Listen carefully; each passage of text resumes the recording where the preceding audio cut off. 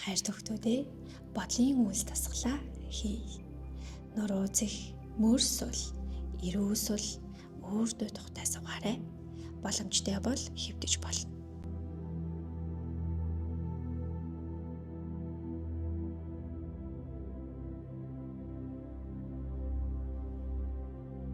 Нүдээ жоохон анаарай.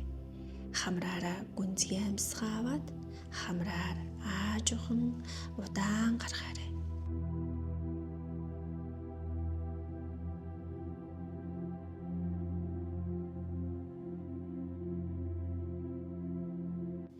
Амьсгал авах үед гэдэс бөмбөлөг шиг томроод амьсгал гаргах үед сулран агшиж байна. Дахиад нэг гүн амьсгаа аваад гаргахдаа бүх ядаргаа санаа зовнил чамаас гараад агаарт нисгэж байна гэж төсөөлөөрэй.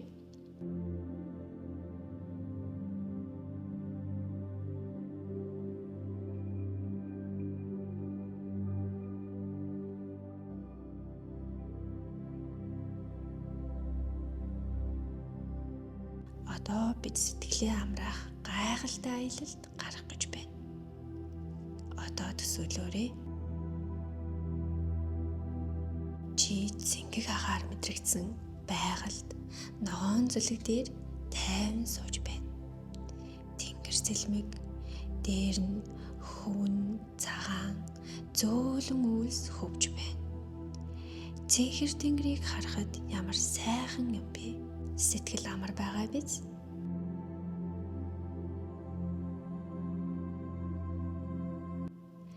Одоо чиний дотор янз бүрийн бодлууд орж ирж магадгүй. Сургууль, гэрийн даалгавар, найзууд, тоглох зүйл гээд санаа зовлтгүй. Бодлууд орж ирэх нь хэвийн зүйл. Тэр бүх бодлыг зүгээр л үүлгэж төсөөлөөрэй.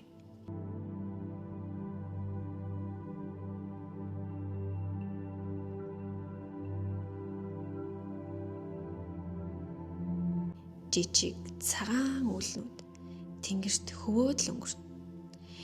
Жишээ нь надад даалгавар байгаа гэсэн бодол орж ирвэл би ийм зүйлийг бодож байна даа гэж анзаараад л үргэлжлүүлж бодохгүйгээр тэр бодлыг нэг үүлэн дээр тавиад тэр үйл тэнгэрт хөвөөд явж байна гэж төсөөлөөрэй.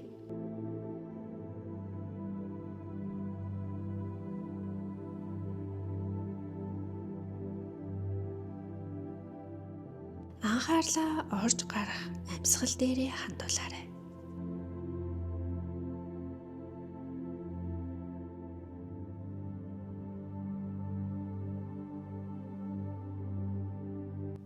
Бас нэг бодол.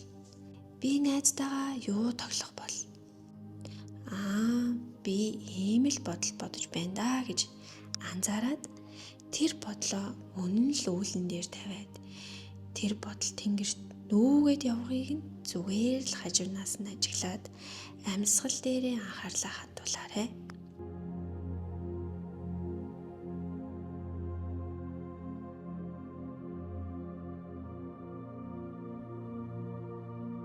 Чи юу ч хийхгүй. Зөвхөн амьсгалдаа анхаарлаа хандуул. Тайван, амгалан. Чи бол бодол биш. Чи тэр бодлыг ажиглан суугаа амар амгалан хүүхэд.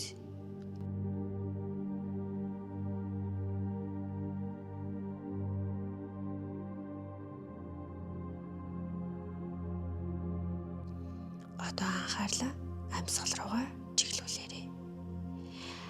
Агаар хамраар орж, хамраар гарч байна. Дахиад нэг гүнзгий амьсгал аваад гаргаарай.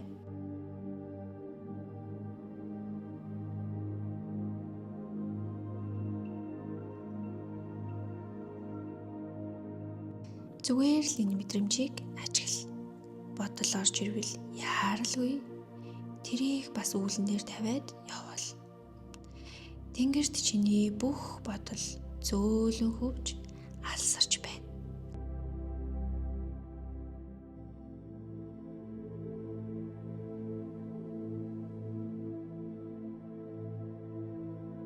Одоо өөрийн бие сэтгэлийг анзаараарай.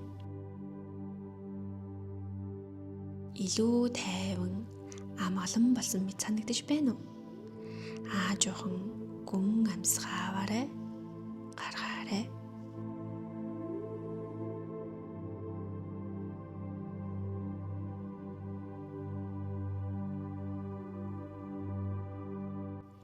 Нүдээ жоохон нэгээрэй. Чи одоо тайван, одоо энд байгаа. Бодол бүрийг мэдэрч би ийм л зүйл бодож байгаа юм байна да гэж хүлээн зөвшөөрөөд үйл шиг зүгээр л өнгөрөөж чаддаг хүчтэй хүүхэд гэдгээ санаарай.